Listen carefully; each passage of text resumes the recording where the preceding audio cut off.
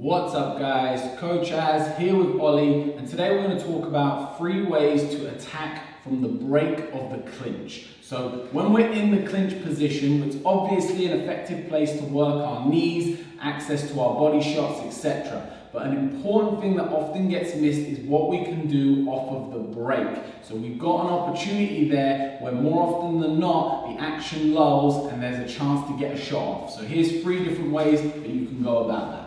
And all of these are going to depend on how Ollie is responding and reacting to being in this position. Where is his guard, where are his hands, etc.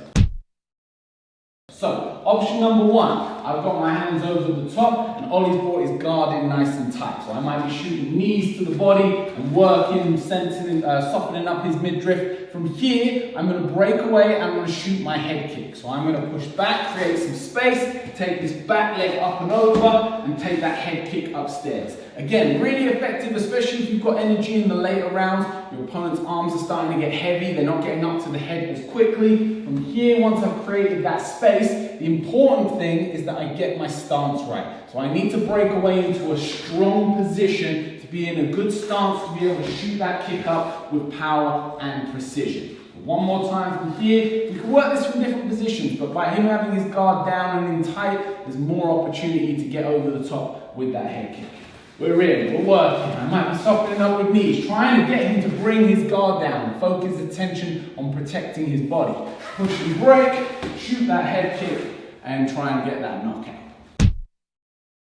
Option number 2, so for this option, his arms are going to come over the top. So as I come into the clinch, his arms come over to try and manipulate my neck. Now, this is a great position for me. Again, I can throw the knees now with very little response because his arms aren't in a position to defend. I can also now work a break off. I'm going to go for something a bit more fancy. We're going to go for a spinning back kick. So again, I'm going to work that break, create that space. I'm going to try to keep his arms up for as long as possible. From here, I'm going to tightly spin and rotate round and shoot that body kick round into the midriff. Now, obviously, we're being careful with this because we're just drilling it and I don't want to break his ribs. So we're going to go a little bit slower and I'm going to give him the opportunity to cover. But obviously, when you work this, if you use this in your sparring, you want to try and get this at maximum speed. So from here, I come in the clinch. Again, I might throw a few knees, but really, I don't want him to think about defending his body. So I might mostly focus on trying to manipulate his head and play with his balance. From there, create the space,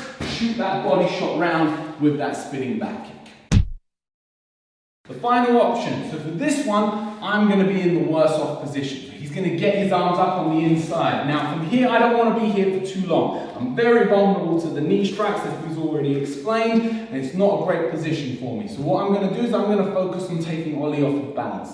I'm going to take my back leg and I'm going to step it through to become my front foot. From here, I'm going to take his head, I'm going to use my body to manipulate him round and throw him off of balance out of my way. Now he might go to the floor, it might just simply make him stumble, but it's enough to get him away from me and to reset and get me out of that bad position. So from here, both orthodox, I've tried to come up into that clinch, but he's beat me to the shot, he's got his hands up and above. I'm going to quickly react to this. Now depending on space, you could either step forward or you can simply switch. From there, once I've got that foot in position to trip him, I'm going to rotate. Now the important thing on this rotation, if I just use my arms, then it's a battle of strength, okay? I need to use my core. I need to rotate from my torso, bring my hip round into the technique, and that's going to ensure that I've got the strength to get him over with that leg, break him away, and reset into the fight.